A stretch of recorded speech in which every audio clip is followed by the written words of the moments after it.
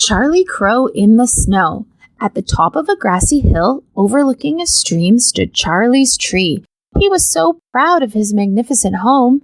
Sometimes Bear and Swallow came to visit, and they told stories and watched the sunset. Charlie felt like the happiest crow alive. But all of that was before the strange happenings started.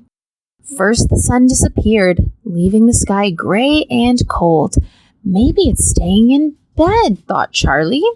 A few days later, the leaves on his tree started to flutter away. Stop! Come back, he squawked. And when Charlie went for his Sunday bath, he got the biggest surprise of all. Someone had turned the water to glass. Poor Charlie, how confusing it all was. Bear and Swallow will know what's going on, he thought, and he hopped off to find them. But all around was oddly quiet. Charlie was just about to give up his search when he bumped into a squirrel. She looked confused too. Have you noticed all these strange happenings? She whimpered. Charlie nodded. Whatever next? He asked worriedly. They didn't have to wait long to find out. Moments later, white flakes started floating down from the sky. Oh dear, exclaimed Charlie. These look like bits of cloud. But clouds belong in the sky, cried Squirrel. Next it'll be the stars.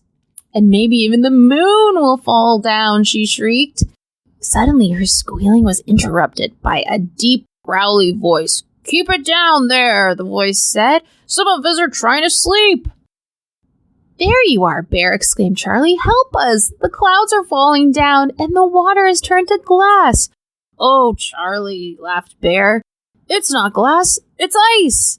He told them all about the cold winter, when swallows fly far away to the sunshine and bears stay in bed to keep warm. Charlie and Squirrel peered into Bear's den. It looks so cozy. You're welcome to join me for a snooze, he said. Oh, thanks, Bear, squeaked Squirrel, and in they went. Charlie and Squirrely concentrated hard on falling asleep, but these leaves are so itchy, whispered Charlie, having a scratch. Squirrel tossed and turned. I can't sleep, she sighed. Singing can help, said Charlie, and he started humming. Squirrel joined in. They were just about to reach the chorus when Bear sat bolt upright. Enough! Bears need their sleep, he boomed. You two fidgety fleas will have to go. Shoo! Back outside in the cold, Squirrel's teeth started chattering. What now? She asked. Well, said Charlie, if we can't sleep through winter, let's fly away like Swallow. At Charlie's tree, Squirrel was in charge of packing for the journey. Just a snack or two to keep us going, she said. Charlie steadied himself for takeoff, then took an enormous leap. Sunshine, here we come, he squawked. But it wasn't so easy flying with a passenger. Oh dear, cried Charlie.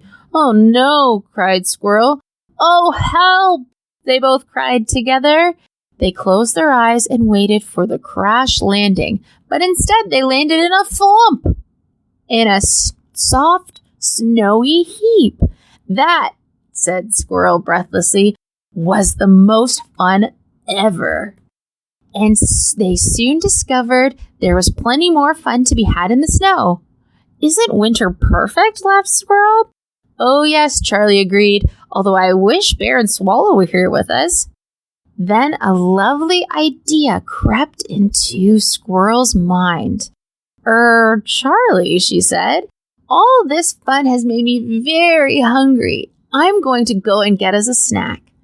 Squirrel was gone for a long time. Where is she? Charlie wondered. His tummy was starting to rumble, so he hopped up the hill to find her. Surprise!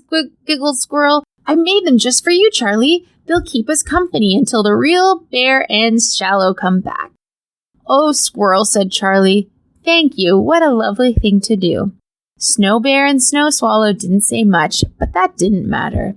As Charlie and Squirrel watched the snow glowing pinkly under the setting sun, Charlie once again felt like the happiest crow alive. The end.